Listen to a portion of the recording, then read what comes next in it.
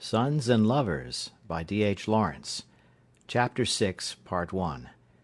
Death in the Family. Arthur Morel was growing up. He was a quick, careless, impulsive boy, a good deal like his father.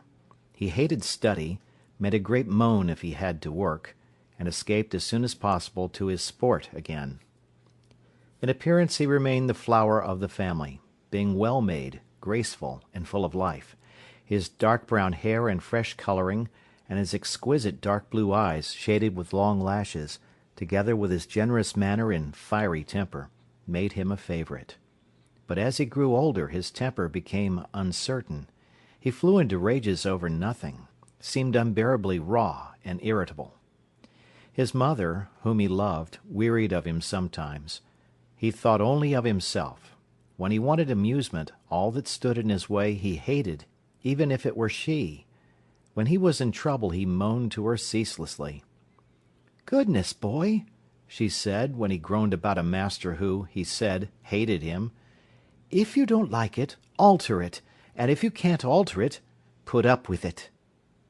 And his father, whom he had loved and who had worshipped him, he came to detest. As he grew older, Morel fell into a slow ruin. His body, which had been beautiful in movement and in being, shrank, did not seem to ripen with the years, but to get mean and rather despicable. There came over him a look of meanness and of paltriness, and when the mean-looking elderly man bullied or ordered the boy about, Arthur was furious. Moreover, Morel's manners got worse and worse, his habits somewhat disgusting. When the children were growing up and in the crucial stage of adolescence, the father was like some ugly irritant to their souls.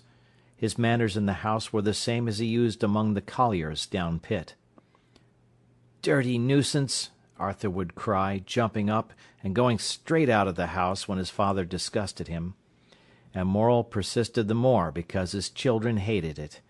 He seemed to take a kind of satisfaction in disgusting them, and driving them nearly mad while they were so irritably sensitive at the age of 14 or 15. So that Arthur, who was growing up when his father was degenerate and elderly, hated him worst of all. Then, sometimes, the father would seem to feel the contemptuous hatred of his children. "There's not a man tries harder for his family," he would shout. "He does his best for them, and then gets treated like a dog. But I'm not going to stand it, I tell you." But for the threat and the fact that he did not try so hard as he imagined, they would have felt sorry. As it was, the battle now went on nearly all between father and children, he persisting in his dirty and disgusting ways, just to assert his independence. They loathed him. Arthur was so inflamed and irritable at last, that when he won a scholarship for the grammar school in Nottingham, his mother decided to let him live in town with one of her sisters, and only come home at week-ends. Annie was still a junior teacher in the board school, earning about 4 shillings a week.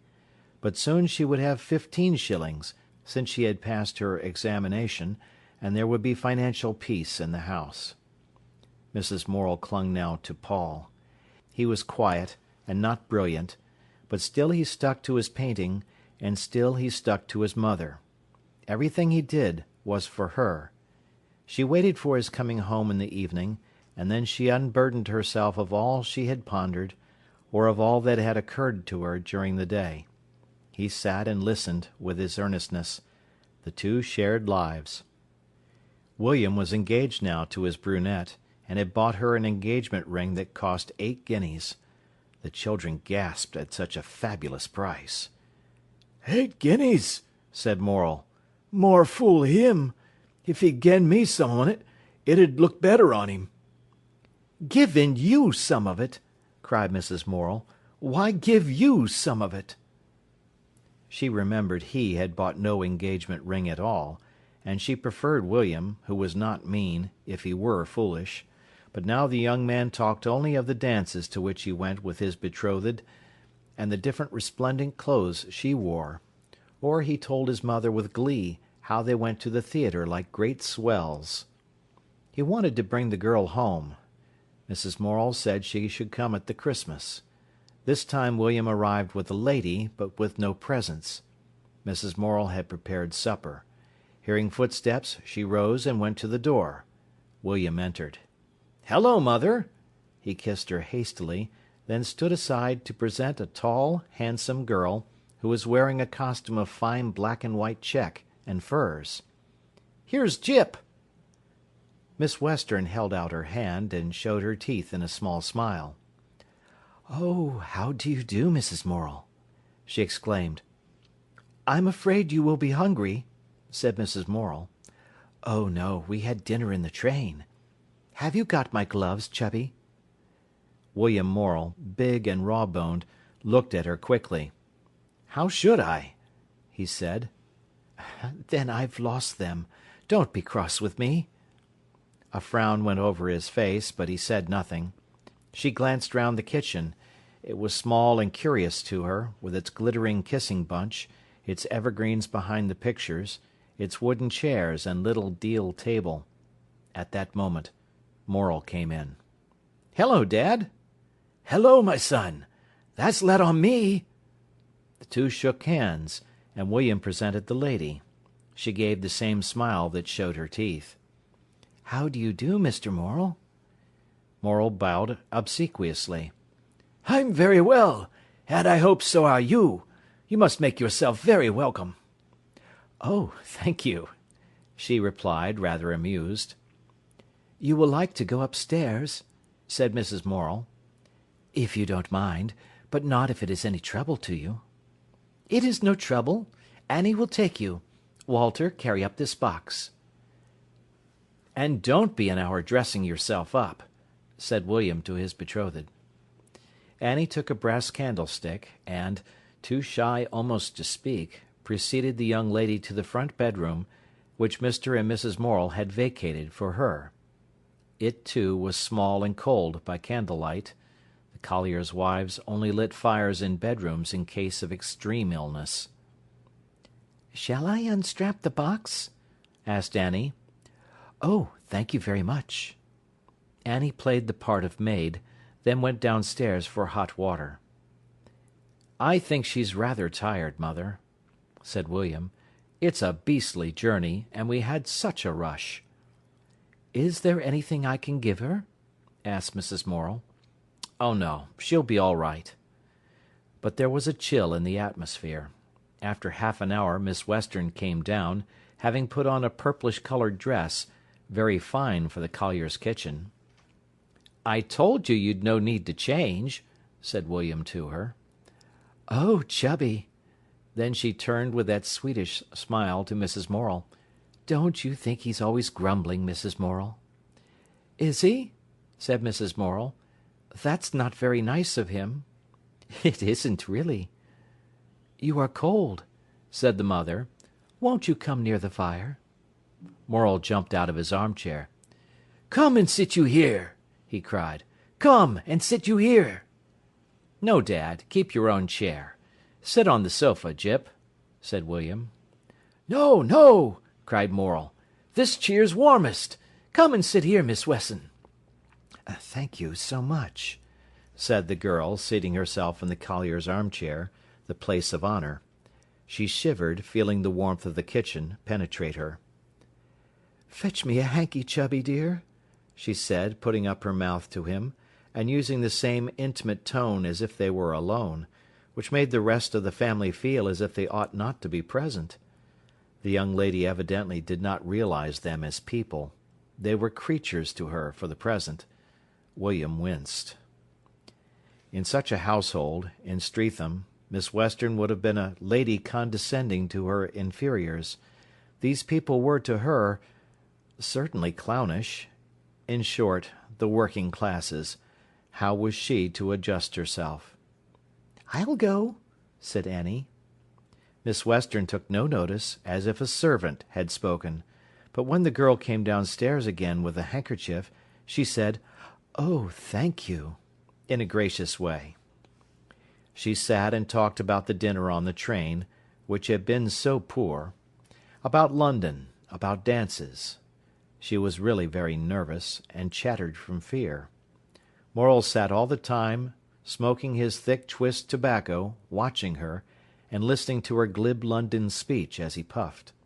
Mrs. Morel, dressed up in her best black silk blouse, answered quietly and rather briefly. The three children sat round in silence and admiration.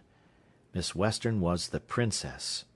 Everything of the best was got out for her: the best cups, the best spoons, the best tablecloth, the best coffee-jug. The children thought she must find it quite grand. She felt strange, not able to realize the people, not knowing how to treat them. William joked, and was slightly uncomfortable. At about 10 o'clock he said to her, "Aren't you tired, Jip?"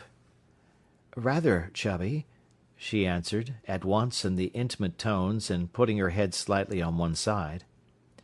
"I'll light her the candle, Mother," he said. "Very well," replied the mother. Miss Western stood up, held out her hand to Mrs. Morel. "Good night, Mrs. Morel," she said. Paul sat at the boiler, letting the water run from the tap into a stone beer bottle. Annie swathed the bottle in an old flannel pit singlet, and kissed her mother good night. She was to share the room with the lady, because the house was full. "You wait a minute," said Mrs. Morel to Annie. And Annie sat nursing the hot water bottle. Miss Western shook hands all round, to everybody's discomfort, and took her departure, preceded by William. In 5 minutes he was downstairs again. His heart was rather sore, he did not know why. He talked very little till everybody had gone to bed, but himself and his mother. Then he stood with his legs apart, in his old attitude on the hearthrug, and said hesitatingly, "Well, mother?" "Well, my son?" She sat in the rocking-chair, feeling somehow hurt and humiliated for his sake. "Do you like her?" "Yes," came the slow answer. "She's shy yet, mother. She's not used to it. It's different from her aunt's house, you know." "Of course it is, my boy. And she must find it difficult." "She does." Then he frowned swiftly. "If only she wouldn't put on her blessed airs." "It's only her first awkwardness, my boy. She'll be all right." "That's it, mother," he replied gratefully, but his brow was gloomy. "You know, she's not like you, mother. She's not serious, and she can't think." "She's young, my boy." "Yes, and she's had no sort of show. Her mother died when she was a child. Since then she's lived with her aunt, whom she can't bear. And her father was a rake. She's had no love." "No. Well, you must make up to her." "And so, you have to forgive her a lot of things." "What do you have to forgive her, my boy?" "I don't know. When she seems shallow, you have to remember she's never had anybody to bring her deeper side out. And she's fearfully fond of me." "Anybody can see that." "But you know, mother, she's different from us. Those sort of people, like those she lives amongst, they don't seem to have the same principles." "You mustn't judge too hastily," said Mrs. Morel. But he seemed uneasy within himself. In the morning, however, he was up singing and larking round the house. "Hello!" he called, sitting on the stairs. "Are you getting up?" "Yes," her voice called faintly. "Merry Christmas!" he shouted to her. Her laugh, pretty and tinkling, was heard in the bedroom. She did not come down in half an hour. Was she really getting up when she said she was? He asked of Annie. "Yes, she was," replied Annie. He waited a while, then went to the stairs again. "Happy New Year!" he called. "Thank you, Chubby dear," came the laughing voice, far away. "Buck up!" he implored. It was nearly an hour, and still he was waiting for her. Morel, who always rose before 6, looked at the clock. "Well, it's a winder!" he exclaimed. The family had breakfasted, all but William. He went to the foot of the stairs. "Shall I have to send you an Easter egg up there?" he called rather crossly. She only laughed. The family expected, after that time of preparation, something like magic. At last she came, looking very nice in a blouse and skirt. "Have you really been all this time getting ready?" he asked. "Chubby dear, that question is not permitted. Is it, Mrs. Morel?" She played the grand lady at first. When she went with William to chapel, he in his frock coat and silk hat, she in her furs and London-made costume, Paul and Arthur and Annie expected everybody to bow to the ground in admiration, and Morel, standing in his Sunday suit at the end of the road, watching the gallant pair go, felt he was the father of princes and princesses. And yet she was not so grand. For a year now she had been a sort of secretary or clerk in a London office, but while she was with the Morels, she queened it. She sat and let Annie or Paul wait on her as if they were her servants. She treated Mrs. Morel with a certain glibness, and Morel with patronage. But after a day or so she began to change her tune.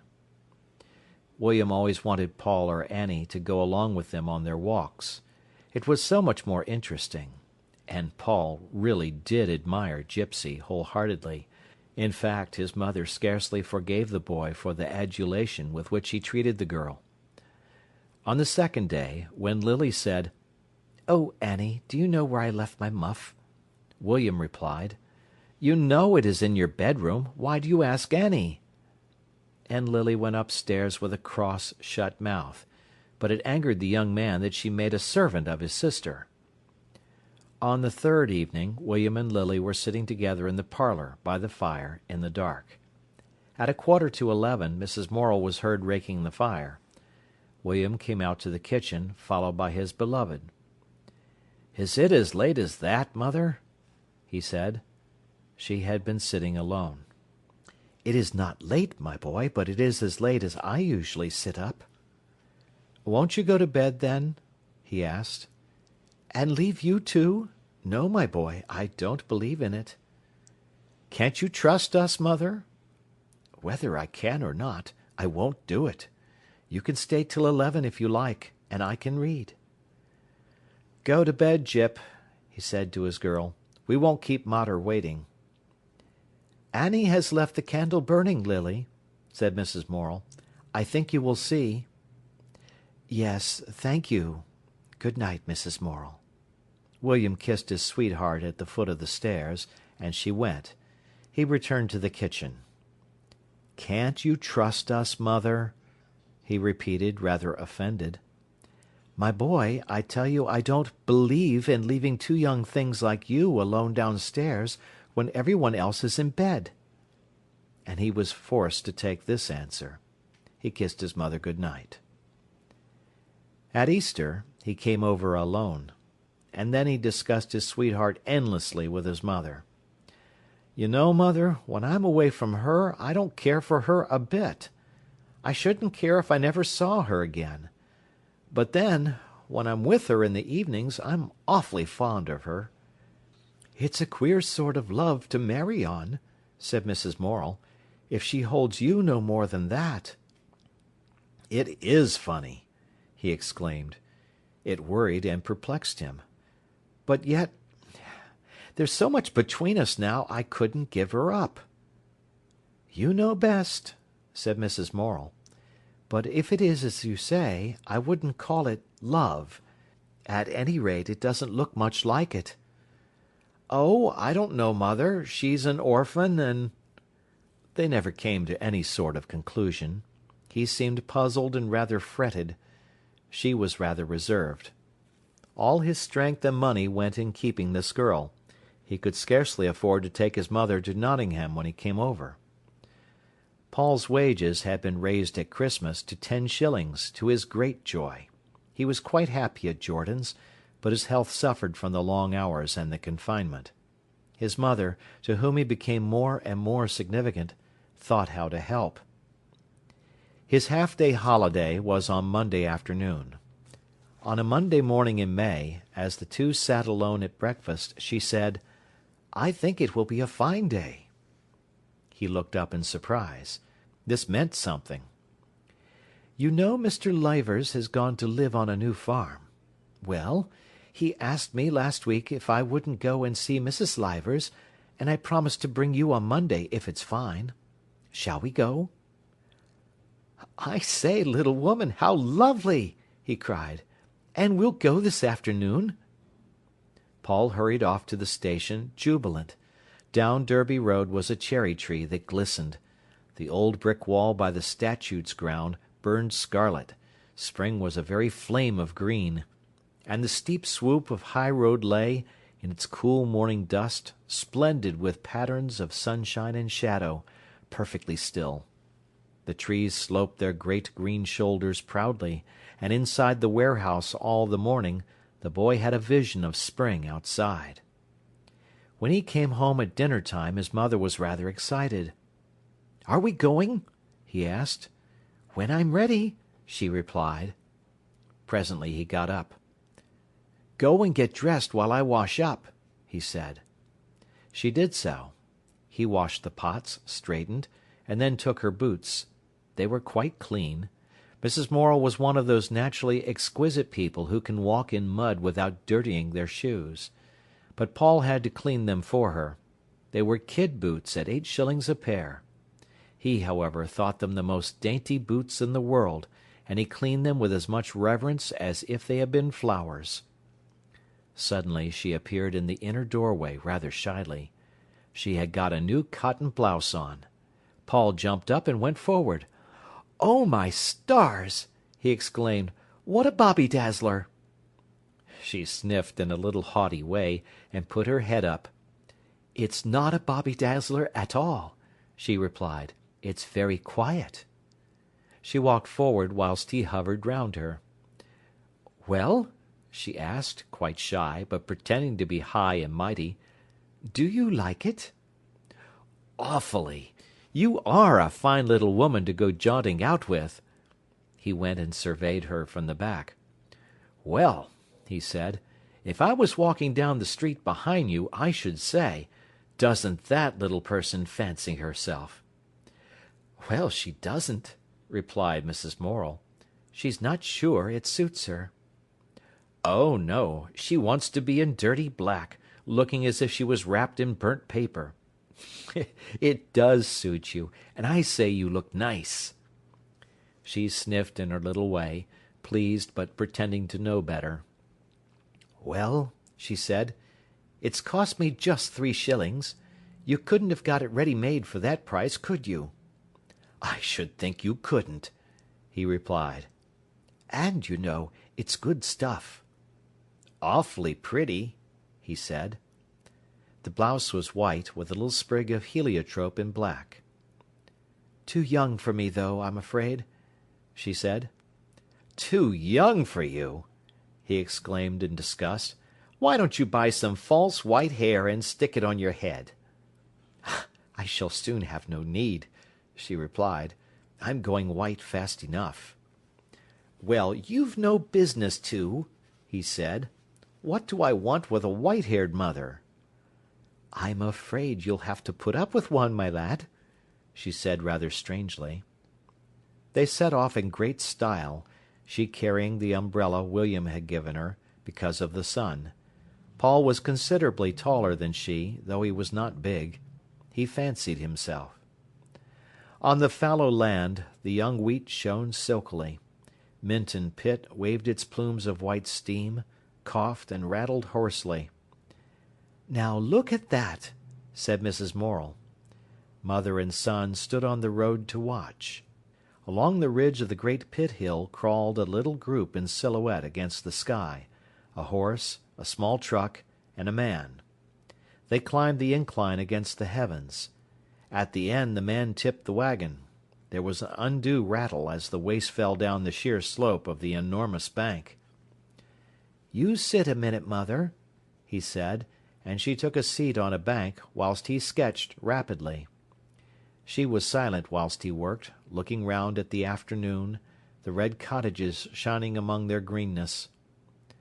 "The world is a wonderful place," she said, "and wonderfully beautiful." "And so's the pit," he said. Look how it heaps together, like something alive almost, a big creature that you don't know." "Yes," she said, "perhaps." "And all the trucks standing waiting, like a string of beasts to be fed," he said. "And very thankful I am they are standing," she said, "for that means they'll turn middling time this week." "But I like the feel of men on things, while they're alive. There's a feel of men about trucks, because they've been handled with men's hands, all of 'em." "Yes," said Mrs. Morel. They went along under the trees of the high road. He was constantly informing her, but she was interested. They passed the end of Nethermere, that was tossing its sunshine like petals lightly in its lap. Then they turned on a private road, and in some trepidation approached a big farm. A dog barked furiously. A woman came out to see. "Is this the way to Willey Farm?" Mrs. Morel asked. Paul hung behind in terror of being sent back. But the woman was amiable and directed them. The mother and son went through the wheat and oats, over a little bridge into a wild meadow. Peewits, with their white breasts glistening, wheeled and screamed about them. The lake was still and blue. High overhead a heron floated. Opposite, the wood heaped on the hill, green and still. "It's a wild road, mother," said Paul. "Just like Canada." "Isn't it beautiful?" said Mrs. Morel, looking round. "See that heron? See her legs?" He directed his mother what she must see and what not, and she was quite content. "But now," she said, "which way? He told me through the wood." The wood, fenced and dark, lay on their left. "I can feel a bit of a path this road," said Paul. "You've got town feet, somehow or other, you have." They found a little gate, and soon were in a broad green alley of the wood, with a new thicket of fir and pine on one hand, an old oak glade dipping down on the other. And among the oaks the bluebells stood in pools of azure, under the new green hazels, upon a pale fawn floor of oak leaves. He found flowers for her. "Here's a bit of new-mown hay," he said.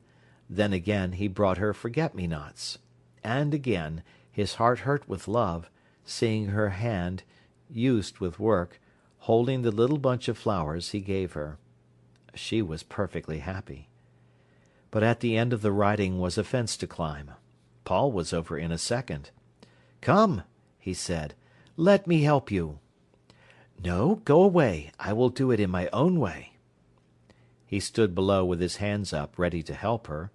She climbed cautiously. "What a way to climb!" he exclaimed scornfully, when she was safely to earth again. "Hateful stiles!" she cried. "Duffer of a little woman," he replied, "who can't get over 'em." In front, along the edge of the wood, was a cluster of low red farm buildings. The two hastened forward. Flush with the wood was the apple orchard, where blossom was falling on the grindstone. The pond was deep under a hedge and overhanging oak trees. Some cows stood in the shade. The farm and buildings, three sides of a quadrangle, embraced the sunshine towards the wood. It was very still. Mother and son went into the small railed garden, where there was a scent of red gillivers. By the open door were some floury loaves, put out to cool. A hen was just coming to peck them. Then, in the doorway, suddenly appeared a girl in a dirty apron. She was about 14 years old, had a rosy dark face, a bunch of short black curls, very fine and free, and dark eyes, shy, questioning, a little resentful of the strangers. She disappeared. In a minute another figure appeared, a small, frail woman, rosy, with great dark brown eyes. "Oh!" she exclaimed, smiling with a little glow. "You've come, then! I am glad to see you." Her voice was intimate and rather sad. The two women shook hands. "Now are you sure we're not a bother to you?" said Mrs. Morel. "I know what a farming life is." "Oh, no! We're only too thankful to see a new face. It's so lost up here." "I suppose so," said Mrs. Morel. They were taken through into the parlour, a long, low room, with a great bunch of guelder roses in the fireplace. There the women talked, whilst Paul went out to survey the land. He was in the garden smelling the gillivers and looking at the plants, when the girl came out quickly to the heap of coal which stood by the fence. "I suppose these are cabbage roses?" he said to her, pointing to the bushes along the fence. She looked at him with startled, big brown eyes. "I suppose they are cabbage roses when they come out?" he said. I don't know," she faltered. "They're white with pink middles." "Then they're maiden blush." Miriam flushed. She had a beautiful warm colouring. "I don't know," she said. "You don't have much in your garden," he said. "This is our first year here," she answered, in a distant, rather superior way, drawing back and going indoors. He did not notice, but went his round of exploration. Presently his mother came out, and they went through the buildings. Paul was hugely delighted. "And I suppose you have the fowls and calves and pigs to look after?" said Mrs. Morel to Mrs. Leivers. "No," replied the little woman. "I can't find time to look after cattle, and I'm not used to it. It's as much as I can do to keep going in the house." "Well, I suppose it is," said Mrs. Morel. Presently the girl came out. "Tea is ready, mother," she said in a musical, quiet voice. "Oh, thank you, Miriam. Then we'll come," replied her mother, almost ingratiatingly. "Would you care to have tea now, Mrs. Morel?" "Of course," said Mrs. Morel. "Whenever is ready." Paul and his mother and Mrs. Leivers had tea together. Then they went out into the wood that was flooded with bluebells, while fumy forget-me-nots were in the paths. The mother and son were in ecstasy together. When they got back to the house, Mr. Leivers and Edgar, the eldest son, were in the kitchen. Edgar was about 18. Then Geoffrey and Maurice, big lads of 12 and 13, were in from school. Mr. Leivers was a good-looking man in the prime of life, with a golden-brown moustache, and blue eyes screwed up against the weather. The boys were condescending, but Paul scarcely observed it. They went round for eggs, scrambling into all sorts of places. As they were feeding the fowls, Miriam came out. The boys took no notice of her. One hen, with her yellow chickens, was in a coop. Maurice took his handful of corn and let the hen peck from it. "Durst you do it?" he asked of Paul. "Let's see," said Paul. He had a small hand, warm, and rather capable looking. Miriam watched. He held the corn to the hen. The bird eyed it with her hard, bright eye, and suddenly made a peck into his hand. He started and laughed.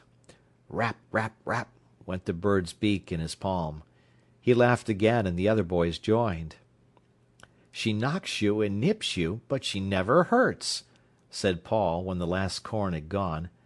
"Now, Miriam," said Maurice, "you come and have a go." "No!" she cried, shrinking back. "Ha, baby, the Marty kid," said her brothers.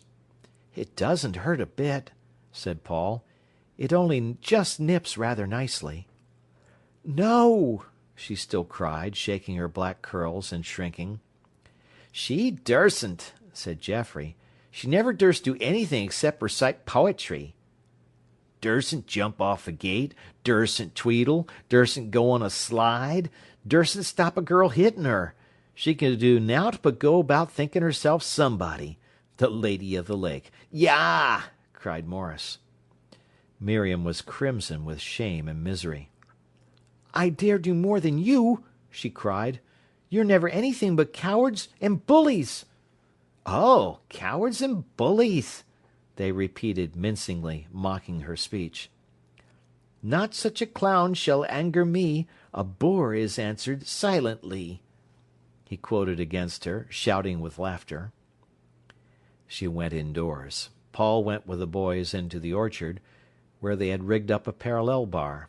They did feats of strength. He was more agile than strong, but it served. He fingered a piece of apple blossom that hung low on a swinging bough. "I wouldn't get the apple blossom," said Edgar, the eldest brother. "There'll be no apples next year." "I wasn't going to get it," replied Paul, going away. The boys felt hostile to him. They were more interested in their own pursuits. He wandered back to the house to look for his mother. As he went round the back, he saw Miriam kneeling in front of the hen coop, some maize in her hand, biting her lip, and crouching in an intense attitude. The hen was eyeing her wickedly. Very gingerly she put forward her hand. The hen bobbed for her. She drew back quickly with a cry, half of fear, half of chagrin. "It won't hurt you," said Paul. She flushed crimson and started up. "I only wanted to try," she said in a low voice.